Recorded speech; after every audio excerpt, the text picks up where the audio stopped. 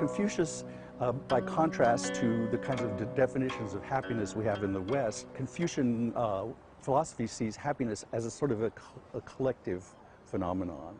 The fact that happiness, we are defined by the groups that we are in, our family, the societies that we live in, the companies that we are part of, and our relationships with those groups. There are a lot of words related to happiness. Desire, pleasure, Right. hedonism, and the list goes on. So to Confucius, it's none of those words alone. That, in fact, is one of the features that sort of contrast the Confucian notion of a good life with a sort of Western notion of a good life.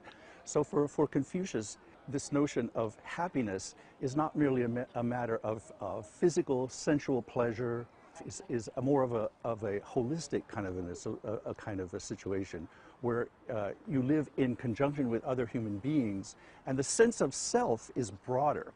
So Western societies see the unit of culture as being the individual's freedom, the individual's autonomy, and the individual's ability to pursue the life that means something to them is paramount. Confucius saw the basic unit of society as the family. And in fact, the family, a healthy family and a cultured family was essential to the functioning of the state.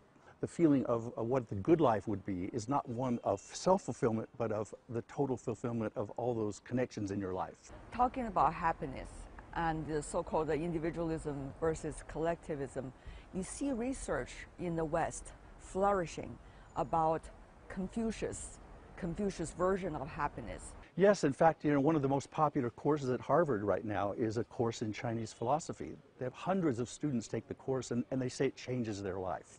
One of the aspects of Confucianism that's hardest to convey for a lot of students is this notion of ritual. Confucius' notion of ritual was a totalistic sort of notion of ritual. And in fact, his realization is something that's helping a lot of foreigners in the West develop a better system of explaining morality, of the moral system of humankind. And that ritual is a part of it. If you stop and think about it, everything in your life is ritual, is accompanied by ritual.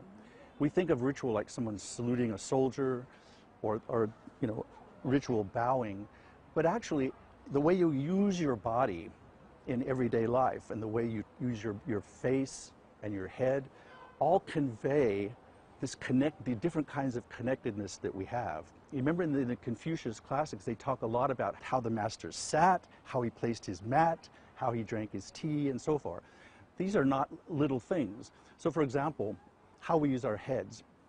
If I'm talking to you on the internet, you can't really see this. But when we're talking here, if I say, Tian, did you send me that file that you were supposed to the other day? I'm pointing a finger at you and I'm looking right at you. It's almost like I'm a superior, right?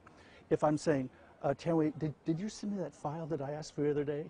My head is bowed and I'm expressing either equality or a kind of a subservience to you, which can negotiate the connection between us and make it very clear. One of the reasons we're so unhappy now is we're doing all these interactions online where you can't see the ritual gestures, the pat on the back, the hug, sometimes this kind of thing. It helps how he said, that's very good, it's correct, but it's augmented when I say, that's very good, that's correct. There's a kind of a happy dopamine rush when you get this, right? Probably one of the biggest influences of Confucianism now in the West, as people are beginning to reimagine it, are certain kind of cross-cultural studies. Moral philosophy is a very hot topic right now. And part of the reason for that is we're experiencing this conflict in the West, and particularly in the United States, with opposing forces on two sides that have different moral systems. If you look at issues like abortion, if you look at issues like capital punishment, at issues like racism and so forth, there's this notion of how do we see these moral issues spelled out in a society where we have to reach some kind of consensus. And this is not something that a lot of Western philosophy and Western frameworks have a good handle on. We tend to see people as maximize the happiness of the individual and all the other things will fall into place. And we're finding out that that is absolutely not the case.